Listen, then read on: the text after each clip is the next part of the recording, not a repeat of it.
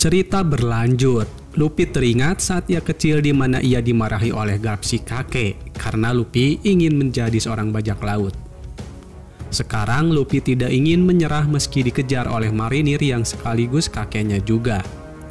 Ketika Garp melemparkan peluru ke arah kapal Luffy, Luffy mengembungkan badannya dan terpentalah peluru itu berbalik merobohkan tiang layar kapal milik Garp. Koby berhasil menyelamatkan Helmeppo yang akan ketiban tiang, sementara Luffy berhasil meloloskan diri. Teman-temannya bahagia sekaligus tak percaya Luffy bisa melakukan itu. Kabut tebal datang menyelimuti kapal mereka. Nami menyuruh Zoro untuk membicarakan hal ini dengan Luffy. Mereka harus bergegas bersembunyi sebelum bala bantuan musuh datang. Ditambah ia juga harus menerangkan soal kakeknya itu. Zoro pun menghampiri Luffy dan ia hanya berbasa-basi saja dengannya.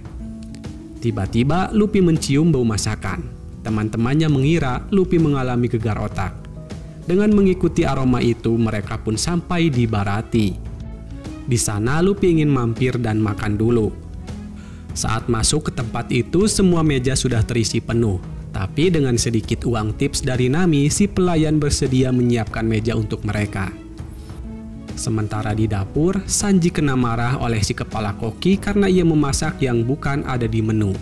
Ia pun dihukum untuk melayani tamu saja. Baru saja keluar, Sanji menyaksikan ada dua tamu yang sedang adu mulut. Karena mereka akan berkelahi, Sanji mendahului memberi mereka pelajaran. Selepas itu, ia melayani Luffy dan krunya. Sanji terlihat genit saat melayani Nami. Zoro dan yang lain meledek Nami dengan menirukan gaya bicara Sanji. Setelah mengecek kondisi kapalnya, Garp menghubungi Mihawk yang sedang bertempur. Garp menyuruhnya untuk memburu Luffy. Kembali ke Luffy, mereka sangat puas dengan hidangan yang dipesan. Hitung-hitung ini adalah perayaan mereka menang melawan marinir di pertempuran yang pertama. Nami langsung membantah, ia mengatakan tadi itu bencana, dan lagi mereka ini tidak siap dan tak teratur untuk bertempur. Nami juga menanyakan tentang kenapa Luffy tidak bilang kalau kakeknya adalah seorang wakil Laksamana. Andai saja mereka tidak ketahuan mencuri peta, mungkin Garp tidak akan mengejarnya. Lalu Sanji datang untuk menagih, dan mereka kembali membicarakan permasalahan yang sedang dibahas. Si kepala koki menghampiri untuk menanyakan kalau di tempat ini tidak menerima bon.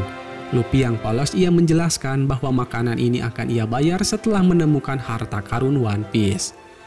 Karena hal ini Luffy harus menggantinya dengan mencuci piring. Secara bersamaan Sanji datang ke dapur, ia muak jika harus menjadi pramusaji. Dan si kepala koki yang marah ia memecat Sanji. Beralih keluar, Nami masih kepikiran ia tak percaya diburu oleh wakil Laksamana. Ditambah lagi mereka mempunyai musuh-musuh yang baru. Secara diam-diam Nami berencana akan kabur meninggalkan teman-temannya dan Nami telah menemukan orang yang akan membantunya. Di tempat lain, Koby sempat menguping pembicaraan Garp dengan Mihawk. Ia pun menanyakan tentang Mihawk kepada Helmeppo. Jadi si Mihawk ini adalah pendekar pedang terhebat di dunia dari 7 panglima perang lautan. Ceritanya dahulu ada 7 bajak laut yang sangat kuat dan berbahaya dan mereka menguasai samudra. Pemerintah dunia bisa saja menangkap mereka, tapi karena resikonya besar, pemerintah dunia menjadikan mereka sekutu dan ia membuat kesepakatan dengan mereka. Semua ini agar mereka bisa bergerak bebas di luar ranah hukum. Sebagai gantinya, panglima perang bisa leluasa menjadi bajak laut. Kembali ke Luffy, pekerjaannya masih menumpuk. Sanji yang ada di sana menegurnya. Sekarang Luffy tahu kalau makanan yang dicicipi di tumpukan piring kotor adalah buatan Sanji, dan si Sanji ini seorang koki. Luffy mendengarkan keluh kesah Sanji dan impiannya. Sanji ingin pergi ke tempat yang konon katanya di sana terdapat rempah atau bahan makanan yang melimpah, sehingga bisa disebut surganya para koki. Tiba-tiba ada seseorang datang sambil sempoyongan, lalu ia meminta makanan. Sanji yang tidak peduli dengan ketua koki Zep, ia membuatkan makanan untuk orang asing itu. Karena kemurahan hatinya ini, Luffy mengajak Sanji untuk bergabung menjadi krunya. Ketika Luffy menyebutkan misinya yaitu mencari One Piece, orang asing ini menyela pembicaraan Luffy. bahwa dirinya merupakan bagian dari armada bajak laut besar yang sedang mencari One Piece. Tapi mereka ini gagal di Greenland. Katanya mereka ini kehilangan 50 kapal dan 5.000 kru, dan hanya orang ini yang selamat. Ia menyuruh Luffy untuk menyayangi nyawanya. Dari gelagatnya, Zoro mengetahui kalau Nami terbebani oleh sesuatu. Zoro pun menantang Nami jika dirinya berhasil menebak tentang Nami, maka Nami harus minum. Dan mereka pun saling menebak tentang satu sama lain. Beralih ke Koby, ia menemui Garp untuk mengungkapkan keresahan hatinya tentang ada bajak laut yang diberi pengecualian. Karena hal ini, Koby rasa marinir bukanlah jalan ninjanya untuk menegakkan keadilan. Ya, memang inilah kenyataannya. Dunia memang tidak adil. Garp mengatakan dirinya bisa saja naik pangkat menjadi Laksamana, tapi ia selalu menolak naik pangkat. Karena dirinya tidak mau jika akhirnya ia harus mengikuti cara mereka. Selain itu, kebebasannya pun akan direnggut. Tapi menurutnya marinir bisa menjadi pemisah antara ketertiban dan anarki. Garp pun bertanya kepada Koby apa Koby sanggup menjalaninya. Dan Koby pun paham apa yang dimaksud oleh Garp. Sementara itu, Usopp sedang mendongeng di samping Mihawk. Mihawk pun meminta untuk mengantarkannya menemui Kapten Usopp. Zoro yang baru pertama kali melihat Mihawk langsung mengenali Mihawk sebab sedari kecil Zoro adalah fans beratnya. Zoro yang sedikit mabuk menantang Mihawk berduel pada besok pagi. Dengan senang hati, Mihawk menerima tantangannya. Sementara itu, Zep datang untuk mengecek pekerjaan Luffy. Luffy marah kepada Zep karena Zep berusaha mengubur mimpi Sanji untuk menjadi koki yang hebat. Tiba-tiba Usopp datang untuk memberitahu bahwa Zoro akan berduel sampai mati besok pagi. Nami menentang keras untuk ini. Namun ini adalah kesempatannya untuk merebut gelar yang disandang oleh Mihawk demi mewujudkan mimpi Zoro untuk menjadi pendekar pedang terhebat. Tanpa disadari, Nami mulai peduli kepada rekan-rekannya. Pagi harinya Nami pergi dengan barang-barangnya, sementara Luffy mengantarkan Zoro untuk berduel. Setelah pertempuran ini, Mihawk berniat akan menangkap Luffy.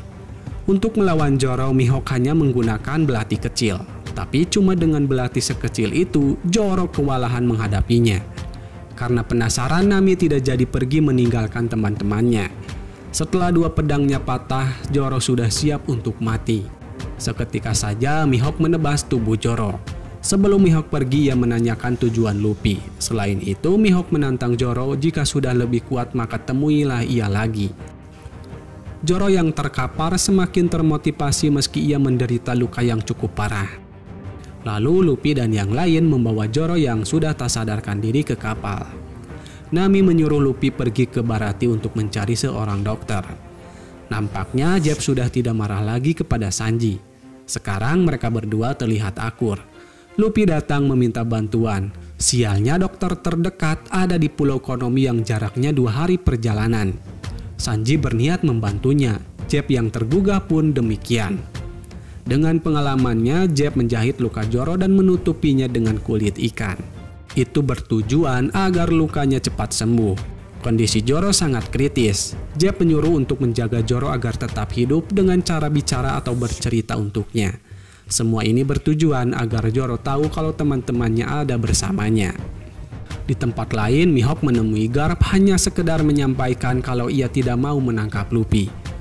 Sekarang ia tahu Luffy adalah cucunya Garp. Ia juga berpendapat siapa tahu Luffy lah yang akan menemukan One Piece. Garp pun jadi kesal dibuatnya. Sementara itu, Sanji memasakkan makanan untuk Luffy dan yang lain di kapal Going Merry. Usopp nampak pesimis untuk kesembuhan Zoro, tapi tidak untuk Luffy. Ia yakin Zoro akan sembuh seperti sedia kala. Luffy meminta Sanji untuk memasakkan makanan kesukaan Zoro. Sanji tahu tugas Luffy menjadi seorang kapten itu sulit. Ia teringat dengan pesan Zep yang merupakan mantan kapten bajak laut juga, bahwa mengambil keputusan adalah tugas yang membedakan kapten dengan kru. Waktu melompat ke masa lalu, Sanji kecil yang sedang memasak di sebuah kapal, tiba-tiba kapalnya diserang oleh sekelompok bajak laut yang dipimpin oleh Zep. Zep mencicipi masakan Sanji yang menurutnya ada yang kurang. Sanji ditodong oleh Jeb tapi ia tidak gentar. Sanji tidak takut mati sebelum menemukan tempat yang bernama All Blue. Tiba-tiba perahu mereka digulingkan oleh ombak. Semua kru tewas kecuali mereka berdua dan kini mereka terdampar di sebuah pulau kecil. Jeb membagi jatah makanan dengan Sanji dan ia menyuruh Sanji untuk tidak melawan perintahnya. Sanji pun disuruh untuk mengawasi area sekitar siapa tahu ada kapal yang lewat. Dan ia tidak mau melihat Sanji. Hari berganti namun belum ada kapal terlihat. Hingga hari ke-25 ada sebuah kapal yang jauh dari jangkauan. Tak terasa sudah 30 hari. Selama ini mereka berdua tidak mengobrol bahkan tidak saling tatap muka. Hingga hari ke-70 Sanji yang kelaparan berniat akan membunuh Jeb. Ia pun pergi menemuinya dan mendapati karung makanan Jeb masih utuh. Sanji membuka karung itu, niat hati ingin mengambil sebagian makanannya. Dan ternyata selama ini Jeb tidak makan karena semua makanan ia berikan hanya untuk Sanji. Dan karung ini hanya berisikan barang-barang saja. Selama ini Jeb hidup memakan kakinya sendiri. Sanji terkejut melihatnya. Ia tak percaya kenapa Jeb rela melakukan itu hanya demi Sanji kecil bisa bertahan hidup sejauh ini. Jeb menangis, ia memberitahukan kalau All Blue itu benar adanya. Dan seumur hidupnya dihabiskan mencari tempat itu. Namun sekarang waktunya telah hampir habis. Dikarenakan mimpi mereka sama, Jeb akan senang jika Sanji bisa menemukan All Blue. Itu sebabnya Sanji harus tetap hidup untuk mewujudkan mimpi itu. Ya begitulah, seorang kapten harus mengambil keputusan di situasi yang sangat sulit. Dan ini menjadi pembelajaran berharga untuk kita semua. Di sisi lain, Nami terus bercerita berharap Zoro bisa kembali sadar. Ketika Luffy datang, Nami dan Luffy marah bertengkar perihal kenapa Luffy membiarkan Zoro bertarung. Sedangkan Luffy bertindak sebagai seorang kapten. Luffy tidak ingin menghalangi Zoro untuk mengejar mimpinya. Kalau soal itu semua orang juga punya mimpi tapi tidak semua orang beruntung bisa mengejar impiannya. Di tempat lain, Garp meminta maaf karena Koby harus membereskan ruangannya. Sekarang semua terbuka soal Luffy. Koby sudah tahu kalau Luffy adalah cucunya. Menurut Garp, Koby berbeda dengan Luffy. Luffy selalu membangkang keinginan Garp yang ingin Luffy menjadi seorang marinir. Koby paham dengan situasinya. Ia bertanya memangnya kenapa kalau Luffy menjadi bajak laut. Seolah tersadar, Garp mengakui kalau ia telah salah. Selama ini mungkin caranya mendidik Luffy telah salah. Garp pun meminta Koby untuk mengumpulkan kru yang lain di dek. Lalu Arlong datang ke Baratie untuk mencari Luffy. Jeb mengaku kalau restorannya tidak dikunjungi oleh si topi jerami. Sementara itu, Usopp menyuruh Luffy untuk bercerita di samping Zoro. Tiba-tiba Nami datang membawa kabar buruk. Si bajak laut Arlong berniat akan mengobrak-abrik Baratie jika Zeb tidak menyerahkan Luffy dan petanya. Nami menyarankan agar kabur saja, namun Luffy tidak mau dan ia akan melindungi tempat ini bersama dengan Sanji. Sementara Arlong ia mengutarakan kebenciannya kepada manusia karena ia rasa manusia ikan lebih segalanya daripada manusia. Lalu Luffy datang. Mereka saling tak percaya bahwa bentuk tubuh dari keduanya tidak sesuai ekspektasi mereka. Rupanya Arlong bisa sampai ke sini karena telinga Bage bersembunyi di dalam topi milik si Luffy. Arlong langsung to the point saja, ia inginkan petanya. Luffy menantang Arlong jika dia ingin peta itu. Jeb yang ingin melindungi kapalnya ia menembak Arlong tapi Arlong tidak kenapa-napa. Sontak saja Kurobi menghajar Jeb. Sanji juga tidak tinggal diam namun ia kalah oleh Kurobi. Lalu Luffy mencoba menyerang Arlong. Sialnya serangan itu tidak ada apa-apanya. Di sisi lain, Nami memberitahukan alasan kepada Zoro kenapa ia tidak punya teman. Dikarenakan pada akhirnya Nami akan menyakiti teman-temannya. Luffy terus menghajar Arlong. Ketika Arlong menyiramkan air laut ke tubuh Luffy seolah mendadak tidak berdaya. Nami pun datang di saat Arlong akan memakan Luffy. Dan rupanya waktu Nami menghubungi seseorang, ia menghubungi Arlong. Sekarang Nami mengaku bahwa dirinya bagian dari kru Arlong. Luffy terpelongo mendengarnya karena selama ini Nami telah memanfaatkannya. Sebelum pergi, Arlong membuang Luffy ke laut. Beruntung Sanji berhasil menyelamatkannya.